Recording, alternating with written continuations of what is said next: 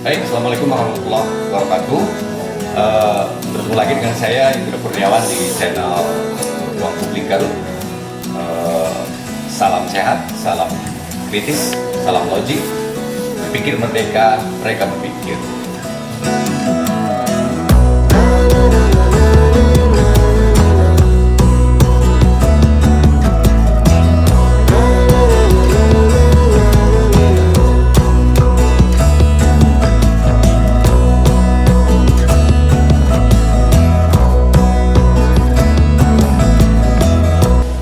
Pemirsa Ruang Publik, saat ini saya telah menghadirkan atau kita telah mampu menghadirkan ada beberapa teman-teman dari pelosok sana, dari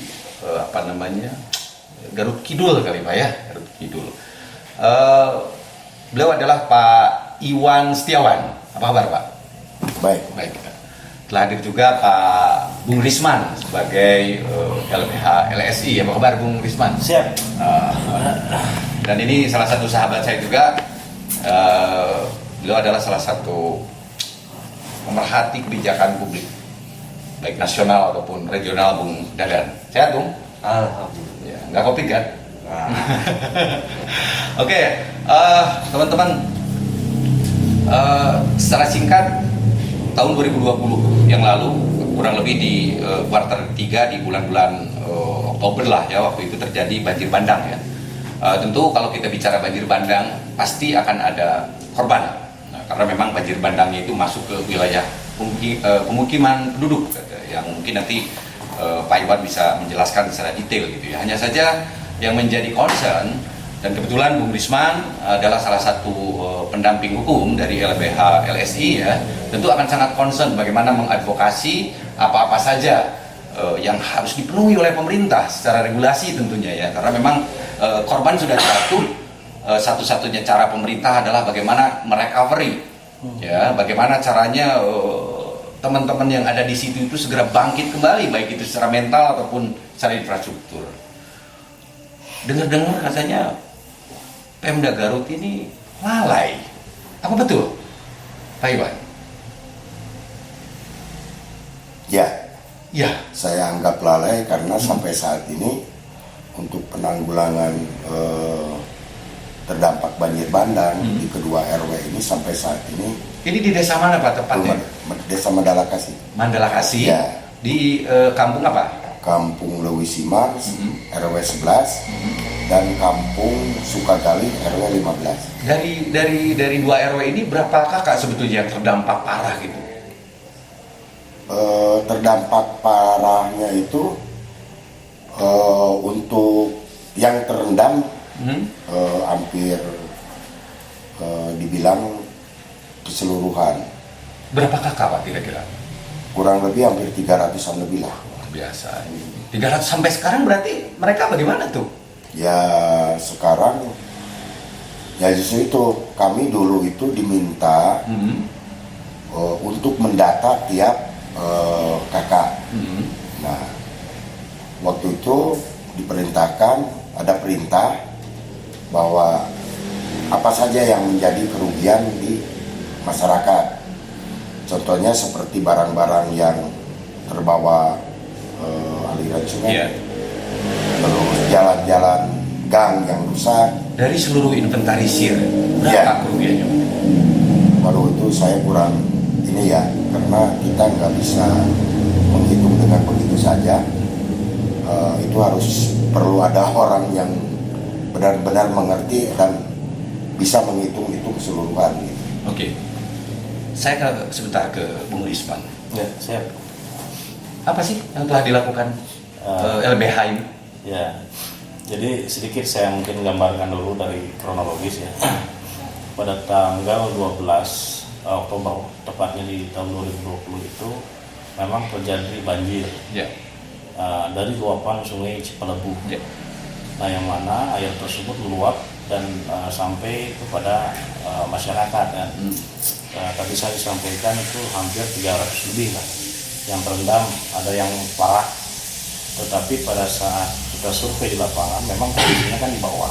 Jadi si luapan air ini hampir rata dalam kondisi karena rata lah kondisi antara permukaan dengan rumah pemukiman.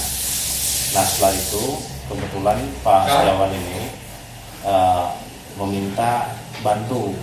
Akhirnya pada tanggal 11 November tahun 2020 pada saat itu secara resmi LSG mendapat kuasa dari paguyuban warga masyarakat yang terkena atau korban banjir bandang Sungai Cipalebuh pada saat itu.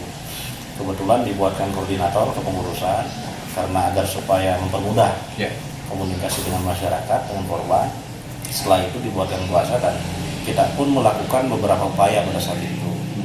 Nah, yang pertama kita pernah melakukan komunikasi dengan pemerintah daerah setempat, desa, kecamatan, Forkopim, ya. Pada saat itu kemudian sampai kepada upaya kepada bupati sebetulnya.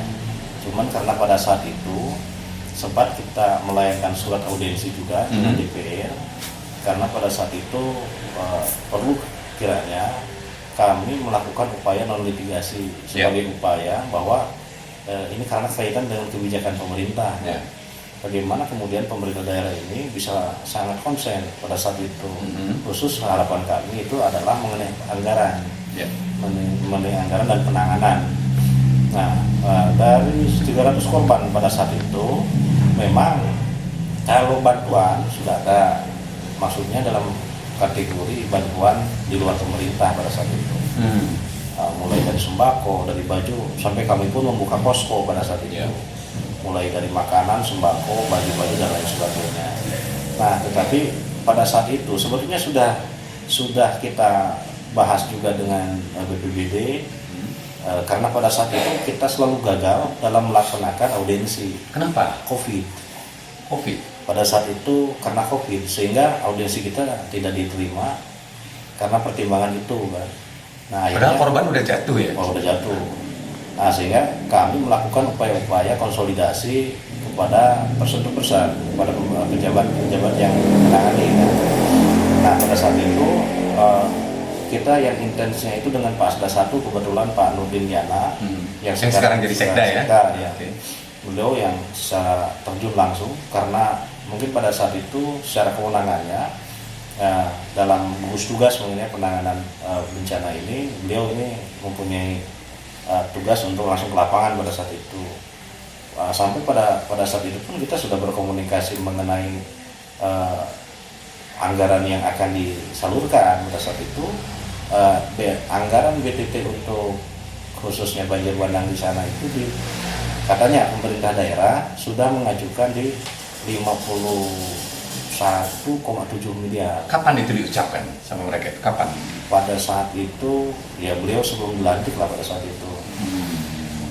Jauh-jauh sebelum, masih nggak lama lah sebelum dilantik pada saat itu masih kita berkomunikasi intens. Tapi sekarang realisasinya belum ada kan? Atau kendalanya apa Bung Desmond? Pada saat itu pun kita langsung kan masuk ke BPBD. Masih kalaknya itu Pak Firman Pak Firman kita sampaikan mengenai anggaran yang diajukan. Cuman pada saat itu juga kendalanya bahwa karena COVID akhirnya kita pun komunikasinya terbatas dengan beliau ini. Yang sebetulnya akhir daripada cerita ini hari ini pun kita ke BPBD sebetulnya. Jadi sebetulnya nggak ada yang fokus berarti kalau begitu. Iya, ini kita sudah lama. Sampai hari tadi kita bertemu dengan kepala BPBD, kepala kalaknya langsung Pak Setiabudi. Nah, ini kali keduanya kita bertemu dengan beliau untuk membahas yang ngomong begini. Nah, pada saat itu dengan kalimat yang sama beliau sampaikan bahwa karena persoalan ini kenapa tidak di-cover oleh APBD pada saat itu, karena bisa dua pagu ya, bisa dari APBD, bisa dari BTT. Nah, ini mungkin ini perlu disampaikan juga ke pemerintah kecamatan lah. Pada saat itu kita mendapatkan kabar bahwa anggaran untuk penanggulangan bencana ini tidak dimasukkan dan tidak dibahas dalam Musrembang kecamatan. Nah, ini yang ngerinya. Sampai miss nah, itu gitu ya. Padahal pada saat itu pertemuan kita dengan Porko Pimcam yang dihadiri oleh Pak Kapolsek, Kepala Desa, Camat, berikut juga dan Ramil, kita membahas anggaran sebetulnya, membahas mengenai ajuan kan pada saat itu. Nah, yang kami sayangkan pemerintah kecamatan pada saat itu Pak Sekmat pun hadir mencatat secara langsung, ini kemudian tidak dilakukan pembahasan kepada daerah, sehingga ketika kita cek di BPBD khususnya, ini di APBD tidak tercover. Nah, yang kedua, kaitan dengan masalah BTT, hari tadi kita mendapatkan informasi bahwa Pemda Garut sedang mengajukan, karena ini menindaklanjuti pertemuan pertama ya. Dasarnya dari mana tuh? Dasarnya tetap dari ajuan keseluruhan akhirnya. Jadi bencana dari mulai Talego, dari beberapa wilayah, untuk general ya, untuk desa atau kabupaten. Berdasarkan informasi Kepala BPBD, Kabupaten Garut sudah mengajukan melalui BPBD Provinsi kepada BNPB di pagu anggaran 63 miliar kurang lebih. Sebentar sebelum dilanjut. Ya. Pemirsa Ruang Publik Garut, COVID itu adalah bencana. Prioritasnya menjadi nomor 1. Banjir bandang ataupun apa musibah yang menyangkut korban manusia itu pun bencana yang prioritasnya nomor 1. Jadi sebetulnya pada level tertentu tidak ada prioritas, karena dua-duanya juga adalah utama, menyangkut keselamatan, kesehatan manusia, dua-duanya, spektrumnya. Sebelum dilanjut Bung Lisman, Bupati itu punya diskresi loh. Kenapa kira-kira nggak keluar diskresi aja nih menurut pengamat kebijakan publik? Pertama kita lihat dulu kaitan dengan proporsi antara bencana dengan perencanaan pembangunan. Kalau misalkan sistem perencanaan pembangunan itu sudah diatur dalam 25 tahun 2004, kemudian penjabarannya itu ada di PP 18 tahun 2020. Sistematika berpikir dalam konteks tersebut itu ada yang prioritas dan ada yang insidentil. Artinya bahwa di sini yang secara prinsip adalah insidentilnya adalah kebencanaan alam. Konteks mitigasi bencana ada yang diciptakan berdasarkan proses alam, ada juga yang diciptakan berdasarkan dampak manusia. Nah, artinya ada dua hal demikian.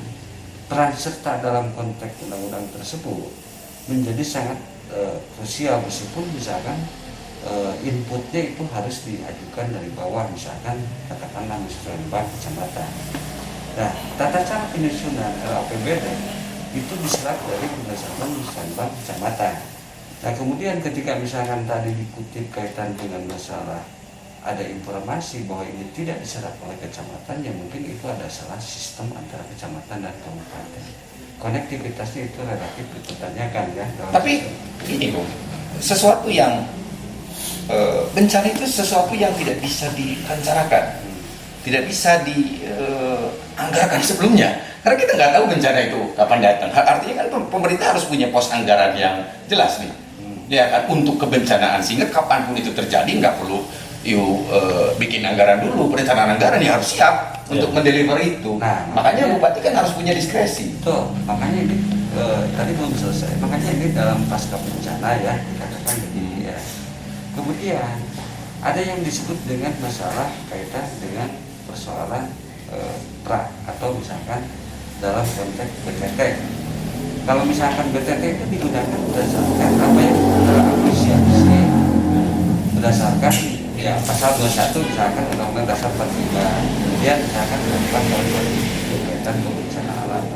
Di pasal 15 tersebut ya di Undang-Undang 24 itu sudah jelas. Artinya peran serta pemerintah daerah itu melakukan satu hal yang bersifat menindaklanjuti dengan cepat. Seperti apa? Misalkan ini ada BTT. Kalau misalkan katakanlah 4, sekian triliun itu prioritas untuk presentasi itu katakanlah 10% misalkan dari APBD tersebut. Kemudian tindak lanjutnya misalkan ke penuntut umpamanya ya, kalau misalkan dilihat atau dibelah tadi kaitan untuk masalah perumahan, kaitan untuk sarana prasarana, kaitan dengan persoalan sosial, pendidikan, kesehatan dan lain-lain, sepertinya itu tidak dilakukan dengan konsep Undang-Undang 24 tadi. Artinya kalau misalkan bicara diskresi itu mungkin bupati itu agak sedikit apa ya, tergantung dari kehendak dan kemauan serta pemikiran dari beliau.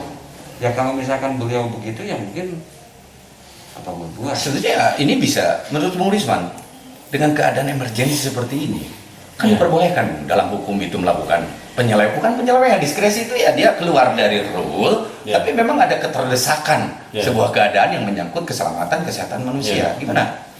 Jadi pada saat itu pun sempat kita melakukan katakanlah tuntutan ya. Tuntutan kita pada saat itu bagaimana kemudian pemerintah daerah ini kan cepat tanggap. Ini karena bencana ini bukan sesuatu hal yang direncanakan. Artinya anggarannya pun saya kira pemerintah tidak perlu untuk bagaimana merencanakan. Tetapi kemarin kita mencoba masuk dalam perencanaan ini karena sifatnya ini pun sangat prioritas. Karena pada saat di lapangan sempat saya dengan Pak Kapolsek, Pak Sekma, ketersediaan kayak semacam perahu karet, kemudian tali besar, kemudian pelampung dan lain sebagainya. Ternyata di pemerintahan, khususnya di sana, mungkin di desa atau disimpan di mana lah, atau misalkan di suatu tempat, khususnya kepanjangan tangan daripada BPBD atau suatu unit lah yang dipersiapkan oleh BPBD karena rawan daripada bencana, itu tidak ada.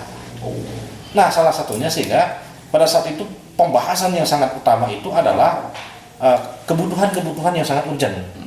Jadi walaupun kita mengajukan beberapa bahan ajuan-ajuan dari fasilitas umum, kemudian infrastruktur, kemudian juga pemulihan daripada ekonomi. Nah, yang sangat prioritas pada saat itu adalah kebutuhan-kebutuhan itu. Nah, kenapa kita masuknya ke musrembang pada saat itu? Nah, ini coba kita sampaikan kepada tingkat kecamatan untuk diajukan dan akomodir untuk menjadi apa? Menjadi ketersediaan apabila di kemudian terjadi bencana lagi pada saat itu. Tetapi kami pun menyayangkan pemerintah kecamatan pada saat itu tidak membahas dan tidak mengajukan. Nah, itu kita pastikan di daerah. Pada saat di RK, kita tidak terlalu masuklah ke dalam ajuan itu. Tetapi berdasarkan informasi dan keterangan dari Kepala BPBD, bahwa ajuan itu tidak ada. Ajuan itu tidak ada, yang ada hanya menyetor nama-nama korban saja. Berikut kebutuhan-kebutuhan yang sudah dibuatkan, alhamdulillah, karena pada saat itu ternyata lalai juga nih pemerintah daerah. Setelah ganti lagi kepala BPBD-nya, Kalak ya, kalau di BPBD kepala kantor, Kalak itu kepala kantornya.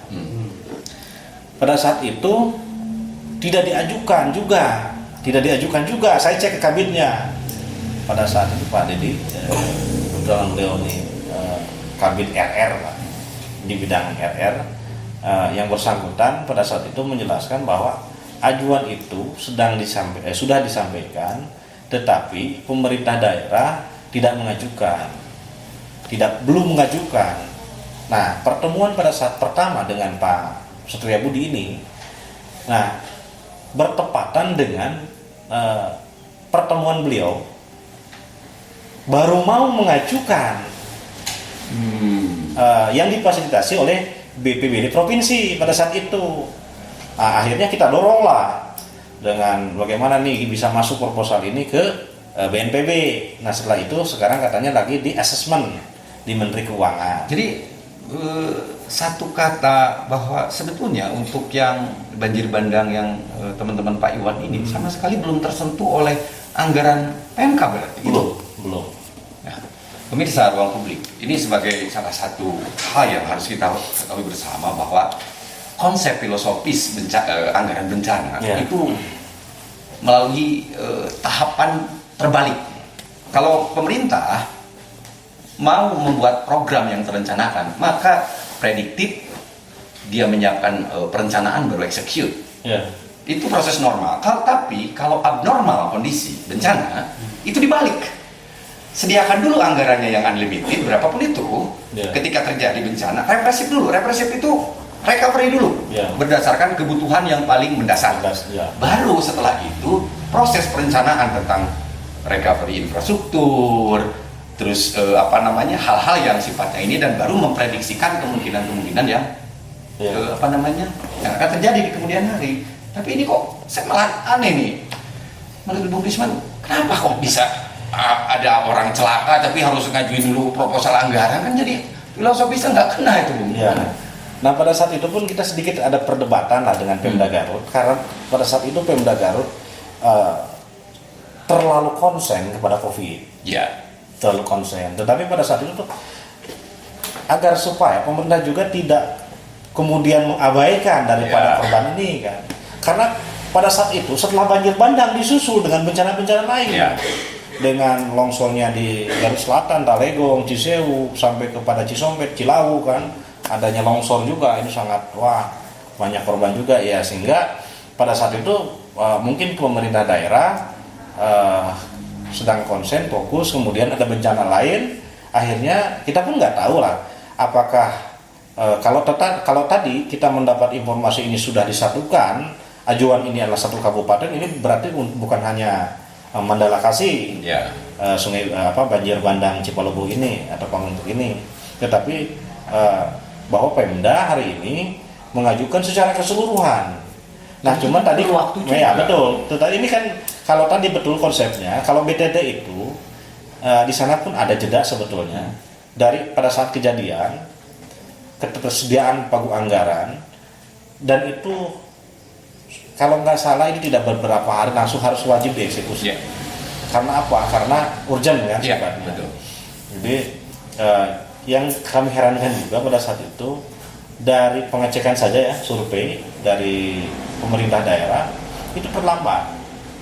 Survei Ya, pengecekan ke lokasi itu terlambat. sudah, Bung Risman.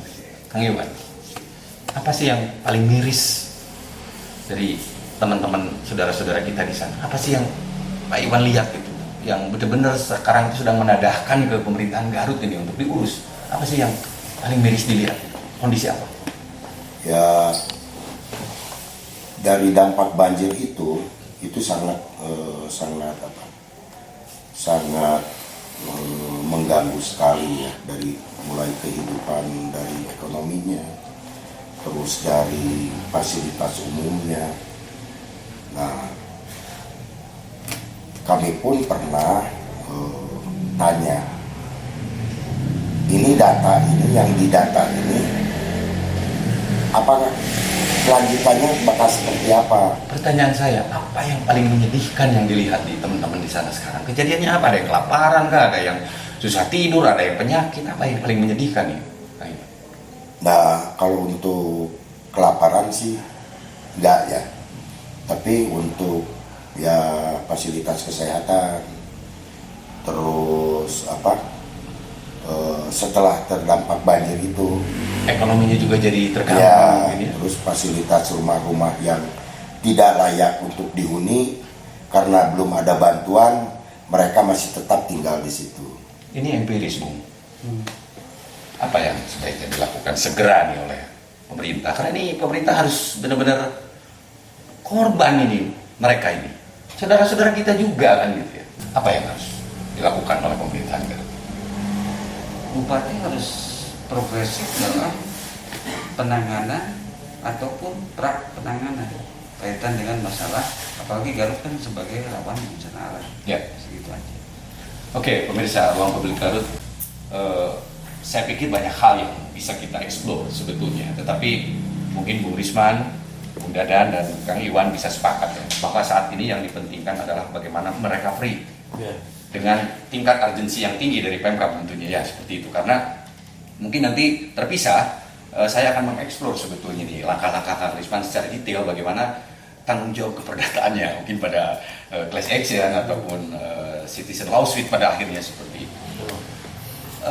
Ini butuh perhatian karena korban sudah ada. Tidak perlu perencanaan, silahkan keluarkan kebijakan, lakukan diskresi, saya rasa masyarakat akan mendukung. Uang itu pasti ada. Ibarat kata, secara logika, kita adalah anak-anak Pak Bupati semua. Pak Bupati punya anggaran untuk merencanakan sekolah kita semua, punya tabungan. Tapi kalau memang ada yang sakit dan selatan, saya pastikan anggaran yang lain bisa kita tarik untuk menyelamatkan. Sekian dari saya, Indra Kurniawan, tetap bersama